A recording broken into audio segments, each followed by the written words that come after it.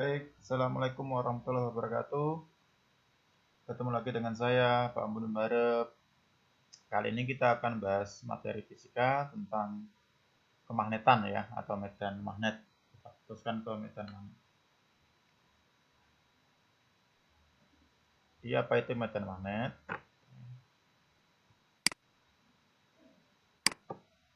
Oke, medan magnet adalah ruang atau tempat arus atau kutub magnet yang mengalami gaya magnetik. Medan magnetik dapat digambarkan dengan garis-garis hayal yang selalu keluar dari kutub utara dan masuk ke kutub selatan, dan disebut garis-garis medan atau garis-garis gaya magnet.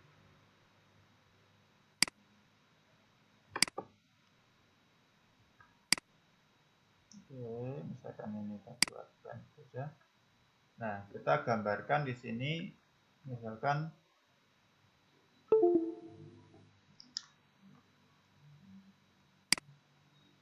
nah ini ya. Jadi di manakah garis-garis gayanya? Di sini. Ini magnet memiliki dua kutub, yaitu kutub utara dan kutub selatan. Arah dari medan magnet atau garis-garis gaya magnet itu dari kutub utara selalu keluar. Dari kutub utara selalu keluar. Di sini, sedangkan kutub selatan arahnya kita anggap masuk, kan gitu ya. Oke, seperti ini. Oke. Jadi bisa diidentikan seperti ini. Ini garis-garis hayal saja ya. Jadi di sini adalah medan magnet adalah garis-garis hayal yang selalu keluar dari kutub utara. Jadi keluarnya dari kutub utara, ini keluar ini. Sedangkan masuknya dari kutub selatan. Ini masuk. Ini masuk. Nah, medan magnet yang paling kuat itu yang paling dekat dengan kutub. Jadi terutama di sini, ini simpangannya kalau kita buat magnet gitu ya, kita kasih kompas gitu ya. Jadi simpangan yang paling besar atau medan magnet yang paling besar itu yang dekat dengan kutub di sini. Atau di sini. Ya. Di manakah medan magnet yang paling kecil? Nah, makanya semakin jauh dari sumber magnetnya gitu ya, itu medan magnetnya paling kecil. Itu adalah definisi dari medan magnet. Karena medan magnet adalah ruang atau tempat yang masih terpengaruh oleh garis-garis atau gaya-gaya magnetik. Itu disebut medan magnet. Oke, kita fokus ke percobaan Oersted. Oersted ini adalah ilmuwan yang pertama kali melakukan penelitian untuk menentukan adanya medan magnet. Adanya medan magnet di sekitar kawat berarus listrik ya. Jadi apabila ada sebuah kawat dialiri arus listrik, ternyata di sekitar kawat itu akan ada medan magnetnya. Ya, misalkan di sini ini kawat ya. Kawat ini gambar A gitu ya. Ini gambar A, ini sebelum ada arus. Maka di sini kalau ada kompas itu ya, arah utara selatannya atau jarum kompasnya tidak menyimpang. Nah, sedangkan gambar yang B ini sudah dikasih arus. Kita simpulkan arus itu I. Ini arahnya ke atas, maka di sini jarum kompasnya ternyata menyimpang. Ini menyimpang, bergerak. Kalau arah arusnya kebalikan dari atas ke bawah, ternyata simpangannya juga arahnya ke balik lagi. Oh, berarti di sini kesimpulannya di sekitar kawat yang berarus itu ada medan magnet. Ada medan magnet. Ada medan magnet. Kita simbol medan magnetnya adalah B, gitu ya. Nah, ini B. Nah, ternyata medan magnetnya adalah bentuknya atau garis-garis gayanya dari medan magnet itu seperti ini. Nanti kita kenal dengan kaidah tangan kanan. Ya, ini jikalau arah arusnya ke atas, melingkarnya seperti ini.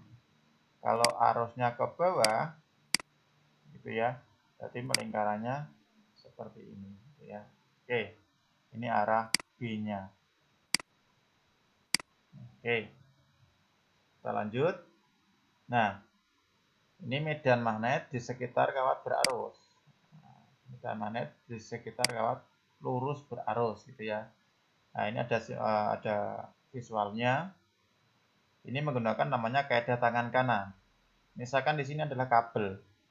Kabel dengan arah I ke atas gitu ya. Ini diibaratkan jempol kita. Jempol kita adalah I. Sedangkan keempat jari kita, mulai jari telunjuk sampai kelingking, ini menunjukkan adalah arah dari garis-garis medan magnet. Bukan arah medan magnet ya, tapi garis-garis medan magnetik. Jadi misalkan ini percobaan menggunakan serbuk gitu ya, serbuk besi, nanti membentuknya ya melingkar seperti ini. Ya, ini kalau kita percobaan di lab, ini ada arah kawat lurus berarus listrik, di sini kasih serbuk, nanti akan terbentuk pola seperti ini. Oke.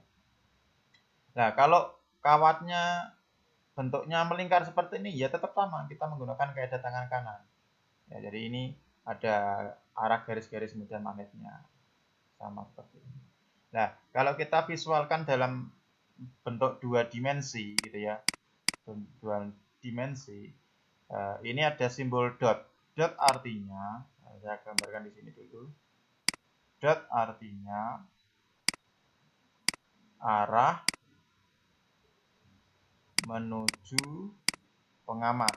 Pengamat dalam artian adalah kita. Ya. Kalau yang cross artinya arah menjauhi pengamat. Oke.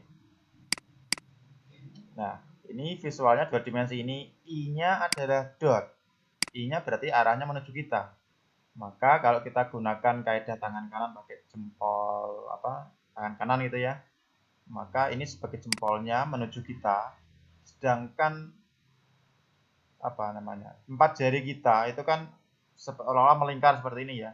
Nah, setiap titik ya, ini ada arah medan magnet yang selalu tegak lurus. Ini ya, kita misalkan yang selalu tegak lurus dengan I di sini atau kawat. Misalkan dia terletak di sini, maka arahnya ke kiri gitu ya, atau ke arah barat. Gitu. Kalau di sini berarti ke bawah, ini ke sini, ini ke sini. Jadi arahnya selalu tegak lurus. Oke, ini antara medan magnet yang ada di sekitar kawat lurus berarus listrik. Itu jadi menggunakan kaidah tangan kanan ya. Cara menggambarkannya dengan kaidah tangan kanan. Kita lanjutkan. Nah, sekarang kita mulai masuk ke perumusan-perumusannya. Bagaimana besarnya induksi magnet di sekitar kawat berarus? Nah, saya buat yang sederhana saja di sini. Kita fokuskan ke empat situasi ya, yaitu kawat lurus yang panjang, kawat yang melingkar, solenoida. Solenoida itu seperti lilitan gitu, sama toroida. Toroida itu lilitan tapi kita buat lingkaran. Persamaannya untuk kawat yang lurus panjang itu B itu besar medan magnet ya. Nilainya sama dengan mu 0 dikali I per 2 pi A. Mu 0 itu sering disebut juga permeabilitas vakum ya. Permeabilitas ruang vakum atau vakum. Nilainya berapa? Nilainya adalah 4 pi kali 10 pangkat min 7 ya. 4 pi kali 10 pangkat min 7. Sedangkan I adalah arus.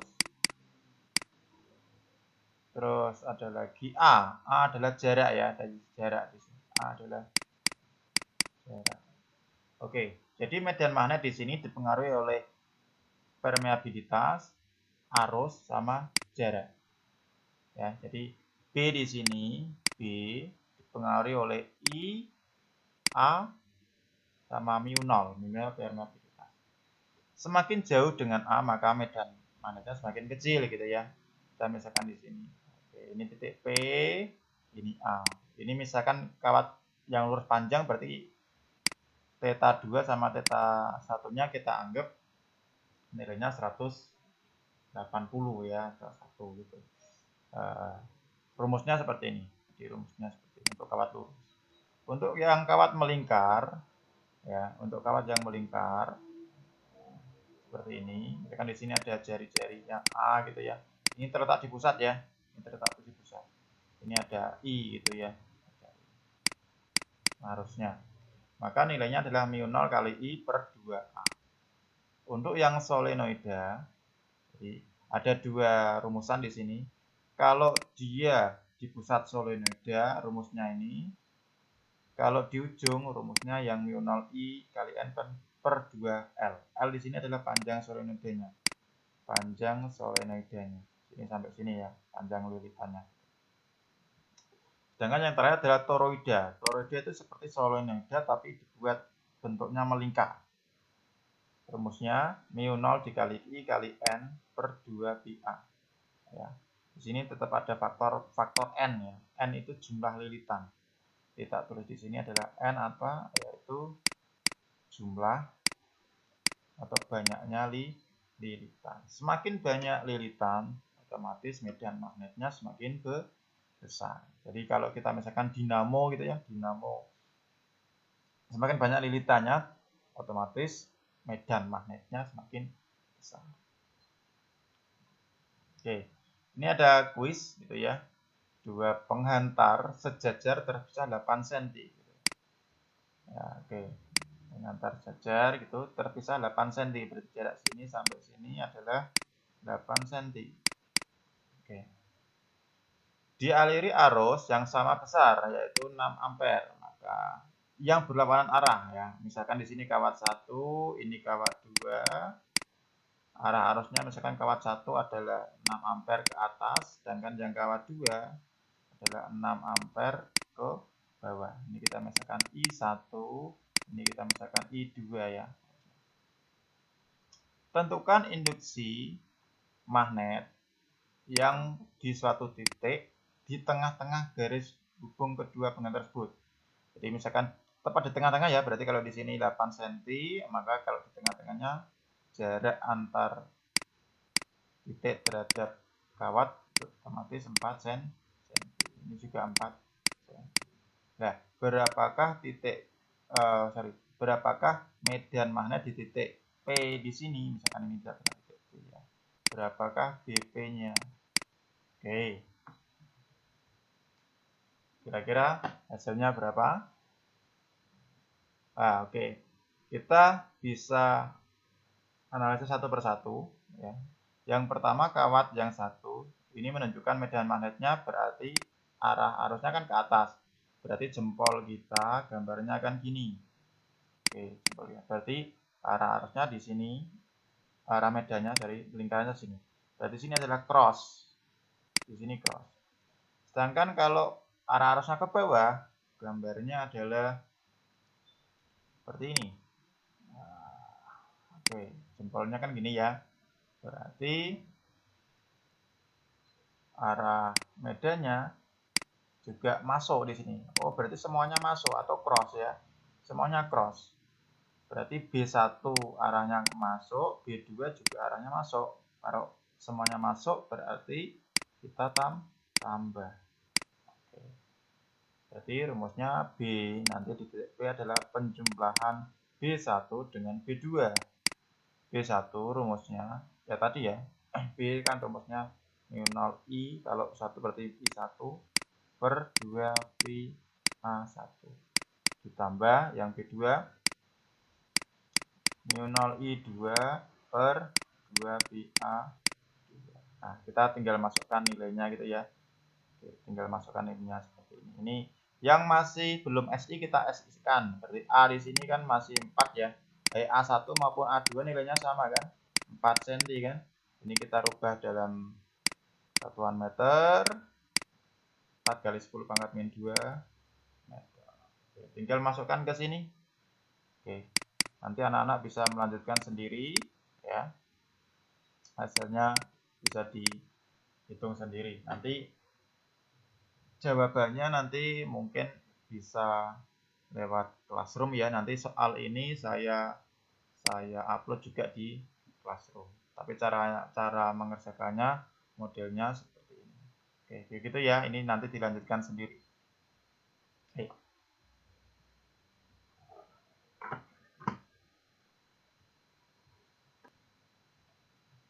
Oke, baik, kita masuk ke simulasi. Jadi untuk medan magnet ya. Di sini ada magnet batang, ada dua kutub, N north atau utara dengan S south atau selatan. Jadi ini kutub utara, ini kutub selatan. Kalau kita lihat garis-garis gaya magnetnya, ya di sini selalu keluar arahnya. Ini selalu keluar, keluar, gitu ya. Sedangkan yang di sini selalu masuk untuk medan garis magnetnya. Kita misalkan di sini ada kompas gitu ya, kompas di sini. Nah, ternyata di sini simpangannya yang paling besar gitu ya, yang paling dekat dengan sini ya. Oke, ini jarum di sini sebagai utara, di sini selatan kan, utara dengan selatan tarik menarik kan gitu ya. Kita sudah tahu di sini. Nah, yang paling kecil di sini. Oke, kalau kita dekatkan di sini ya kebalikan ya. Di ini utara, ini selatan. Di sini juga sama. Ini juga sama, arahnya sama gitu ya. Jadi mungkin medan magnetnya berbeda. Kita bisa tunjukkan dengan field meter atau besar induksi magnetnya. Kita misalkan titik di sini, yang paling dekat di sini. Ini besar, kita lihat yang B-nya saja ya, yang B-nya saja tidak kita jabarkan BX dengan BY atau kita lihat B-nya saja. Besar medan magnetnya di sini sekitar 14,25 ya, 14,25 Tesla gitu ya, atau Gauss. Yang paling kecil biasanya di sini kan, tengah-tengah di sini. Ini kecilnya 0,0, ini kecil 0,454 gitu ya. Yang agak sini misalkan ini lebih besar 1. Yang paling dekat lagi kutub. Nah, kan gitu. Jadi yang namanya medan magnet semakin dekat dengan kutub, maka kekuatan medan magnetnya semakin besar. Semakin jauh dari kutub, medan magnetnya semakin kecil. Itu adalah simulasi untuk garis-garis gaya magnet yang ada di sekitar magnet batang di sini ya.